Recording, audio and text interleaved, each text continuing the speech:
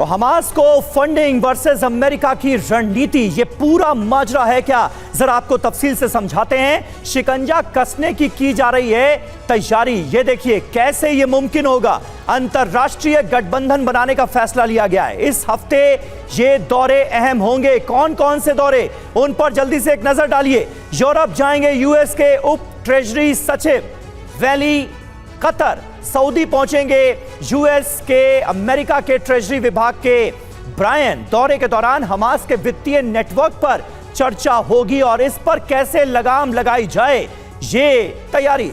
और देखिए फोकस किस किस बात पर होगा इन दौरों में। इस पर फोकस होगा क्रिप्टो करेंसी को लेकर और ईरान को लेकर, क्योंकि क्रिप्टो करेंसी भी एक ऐसा सवाल है जिसका कई बार इस्तेमाल ऐसे जो एलिमेंट्स हैं वो करते हुए नजर आते हैं, आतंकी एलिमेंट्स और तमाम गुट। तो इन दोनों चीजों को लेकर काफी हद तक जो फोकस है वो रहेगा कि कैसे फंडिंग को, हमास की जो फंडिंग है उसको रोका जा सके।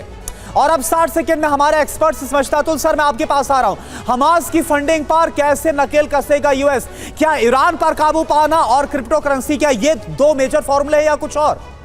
देखिए, ईरान पर तो काबू करना उसका सबसे बड़ा मकसद है, क्योंकि ईरान कतर से हमास को मैक्सिमम फंडिंग आती है और उसमें कोई दो राय नहीं है।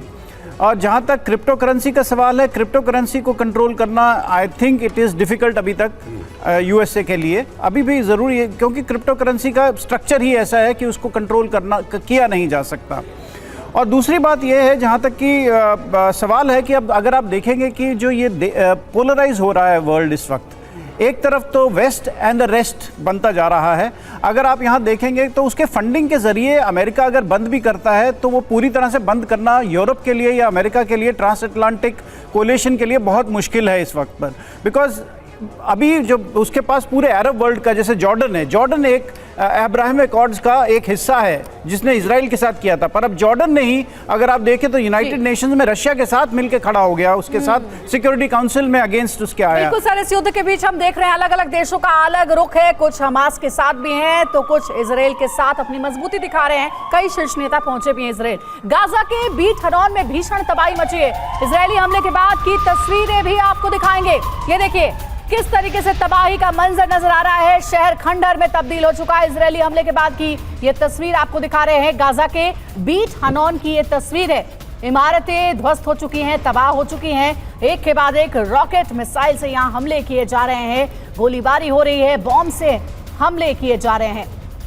देखिए वीडियो जो है वो ये बताता है कि स्थिति कितनी ज्यादा खराब है। अब जो तस्वीर सामने आई है इस पर हमारे एक्सपर्ट 30 सेकंड में वीडियो विश्लेषण करेंगे। मैं चाहूंगी कि आप वरा सर आप इस पर जरा वीडियो विश्लेषण करिए।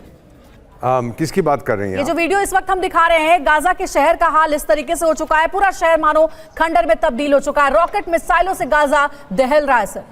तो एक प्रश्न में साथ करोड़ों लोग आपका प्रोग्राम देखते हैं मैम, आपका चैनल तो बेमिसाल है। सबसे एक प्रश्न पूछना चाहता हूं, ये जो गाजा के लोग हैं ये हमास की मुखालफत क्यों नहीं करते? उनको बाहर क्यों नहीं निकाल दे? नुकसान उनका हो रहा है। हमास तो मरने को तैयार है, लेकिन गाजा के लोग तो शांति चाहते हैं। प्लीज़ मेरी आपसे मेरा अनुरोध है, एक किताब पढ़िए, they thought they were free. American author है मिलर, उसने लिखा था जर्मनी के लोग हिटलर के साथ क्यों थे, जब उनको मालूम था हिटलर किस तरह की बर्बरता कर रहा है। फिर आपको समझ बिल्कुल सर। तो ये जो इस वक्त है वो खास तौर पर गाजा को लेकर नजर आ रहा है। कैसे वहां सफाया करना प्रण भी ले लिया गया है।